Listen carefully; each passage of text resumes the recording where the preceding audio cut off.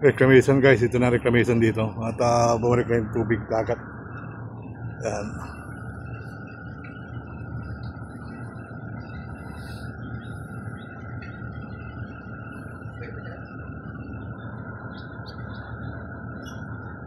So magandang umaga sa inyo. Magandang araw. Luzon, Visayas, Mindanao. Yan po yung kaganapan dito sa reclamation.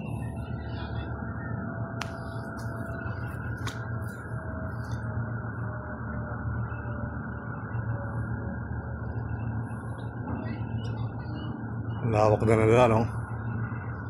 At dito ay yung dito natin dito ulit sa kabila.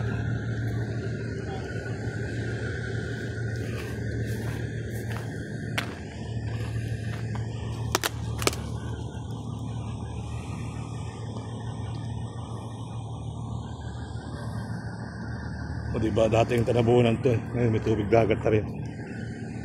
Lampas na rin ng Manila Bay para yan, no? Ayan. Dito kasi Pasay pa to eh. Pasay Bay. Manila Bay sa kabila.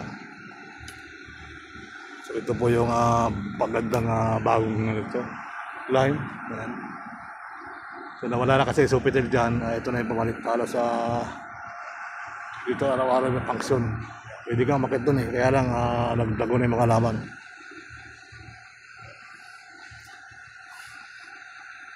Naglago na yung mga laman kaya medyo so talagang malawak na ng buhangin mga kabayan. So hopefully tuloy lang ang buhay, tuloy lang ang life. Yun yung ating materials dyan sa mga makinarya. So talagang naging tubig dagat So in-adjust nila yung yung buhangin sa gitna. So makikita niya J-size. Yan yung mga muwa, no? So, ayan po ay dating dagat din yan hanggang sa Makapagal, hanggang PITX. So, ngayon, ito na po yung ginagawa. Ay bago dito sa Pasay Seaside Bay, Manila Bay. Ayan po yung haba ng muwa. So, halos yan na. Ayan na yung nakikita natin dito. Okay? So, right. Ito yung may ginagawa na rin dyan sa tapat ng G-size. So binakuran na rin ito. Kasi nakakarampal pa yung mga tambay dyan. Kaya hindi na. So yan, sumisip-sip ang buhangin din to. Alright, so hopefully tuloy ang buhay. Tuloy ang life. Yan po yung may mga gumagawa dyan ng nagduduksong na naman sila ng mga panghigop ng buhangin. Nag-upisa siguro sila doon. Lawak na yan mga kabayan. So kung makakakit tayo doon, pwede na sana makyat. Kaya lang, pwede naman kaya lang wala tayong makausap dito eh. Kasi meron nakakausap dito, pwede na makyat na. Kaya lang bakit siya nakalaman. Hindi tayo makakyat. Okay. Ito po yung kaganapang malapat na malapat. So mamaya, lipat tayo doon sa Mimua. Ikot tayo doon mamaya guys. Makikita nyo natin yung kaganapan doon. Sabi nagpapapapa doon ko lang.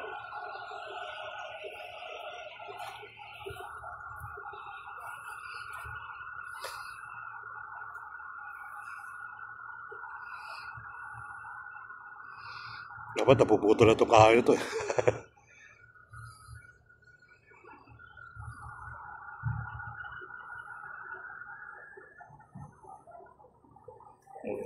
May bangka ditong tambay na siya.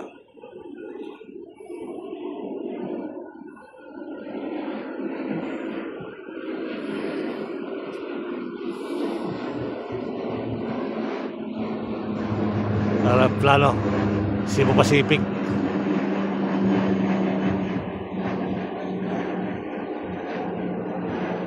Grabe yung nangyari kay Bato yung piloto ni Willie. Ang kasama pala, bumaksak kayo helicopter na sinasakyan. Helicopter ba? Yung kay pinakidala. So, ligtas naman si Bato. At yung piloto yata liwi lang nawala sa Ayun guys. So may kasana na kasi nga may dumadaan na Ayun.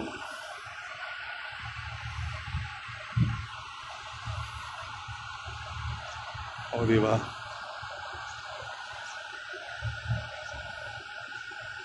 May daanan na siya. Talagang may daanan. Lumawak na rin dito. Dati nawala na yung tubig dito. Makikita natin dito. Ano na to eh. Ay yung ating buhangin na rin dito. So, pinaklas nila. Minob sa gitna. Alright? Yeah.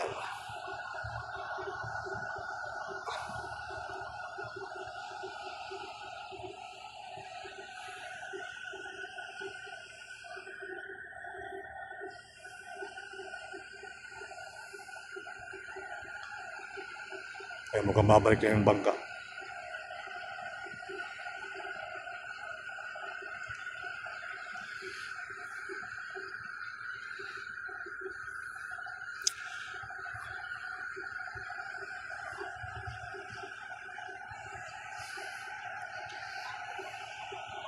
Yung bako, tuloy-tuloy naman sila.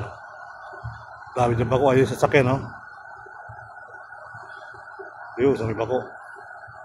Ayun, no?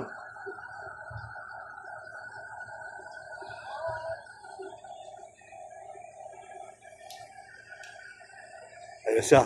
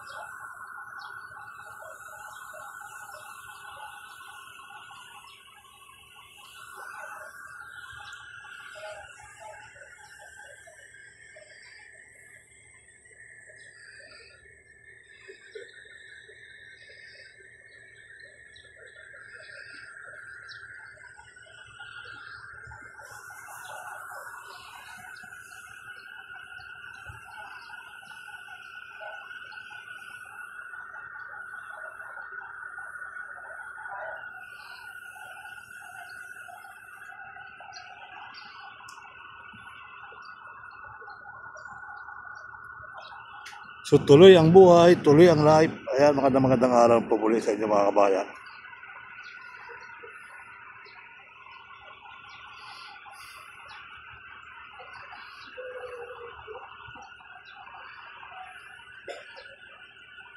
So ikot tayo dun mamaya sa Bandaron.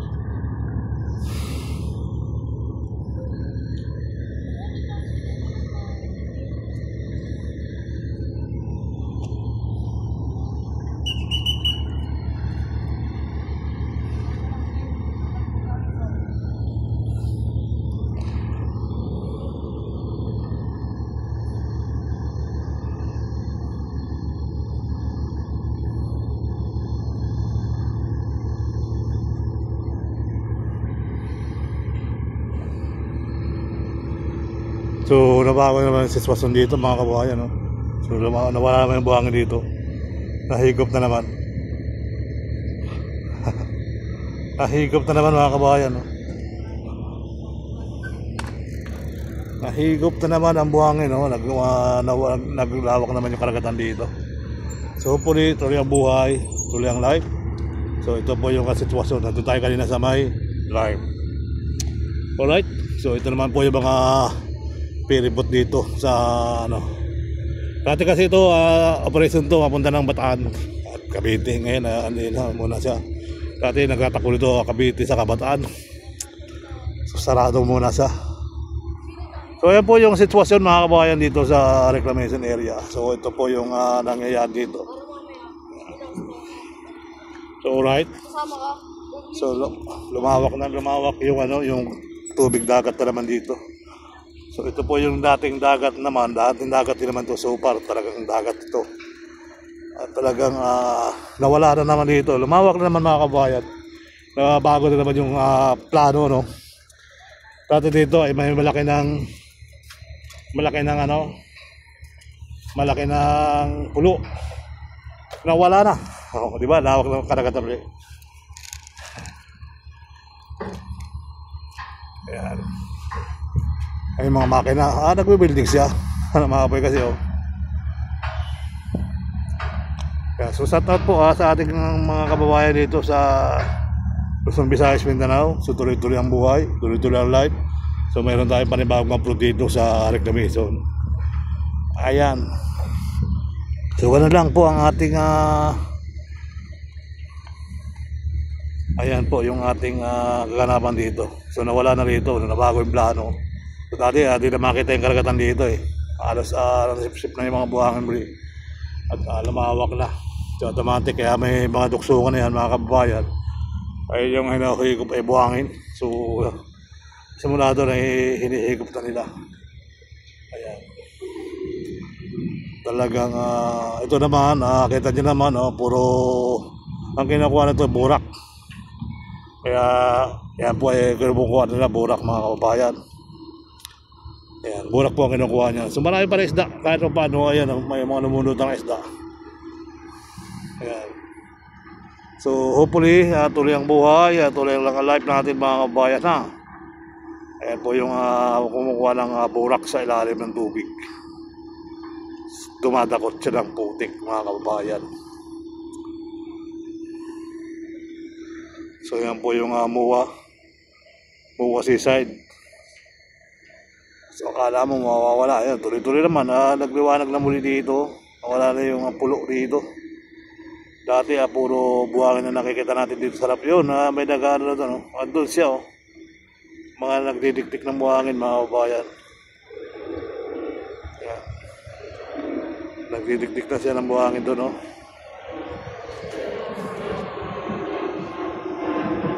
Panalipad ng Cebu Pacific.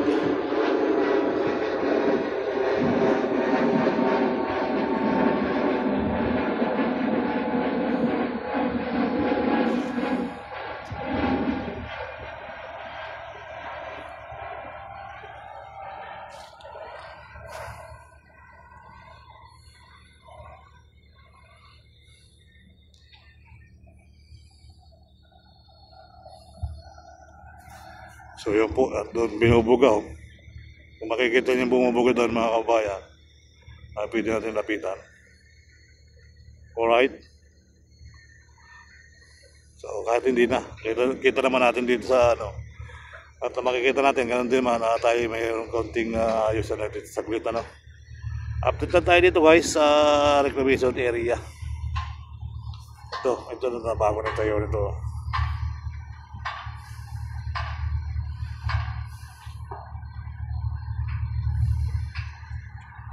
So ayan po, kitang-kita, walang daya. Dumatakot talaga siya ng putik at nilalagay dito sa barbs.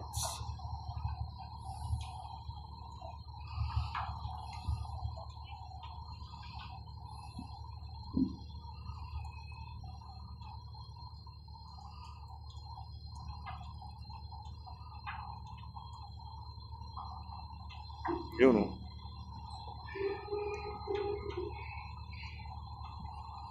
Alam mo, sipit ng gagamba, no? Ay, no, tuloy-tuloy ang bulwak doon, no? Kung nababago ang plano. Ito, ang lawak na ito, lahat nang wala na. Ayan.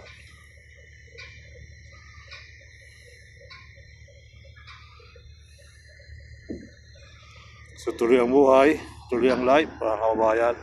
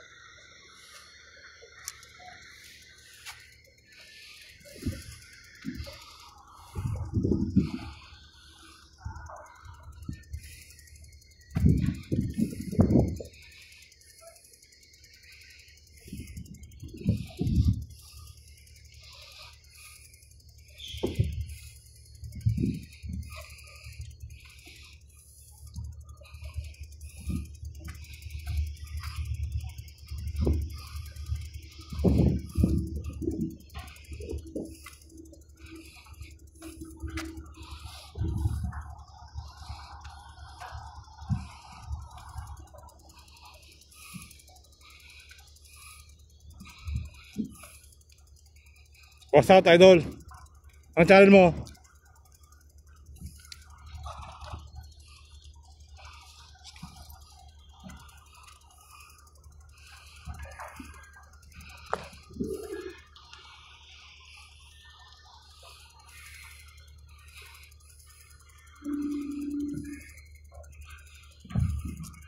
Punta tayo sa mga seaside, guys.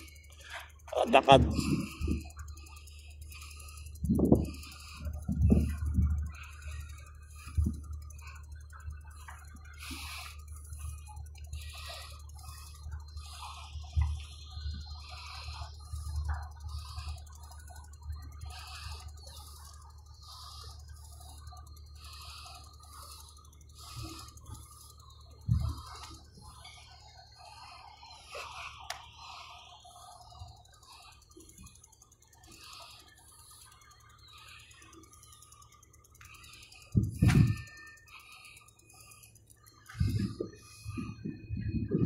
Kaya kitang-kita din na bakbak, ano? Alright. So, pasamantala tayo. Let's go.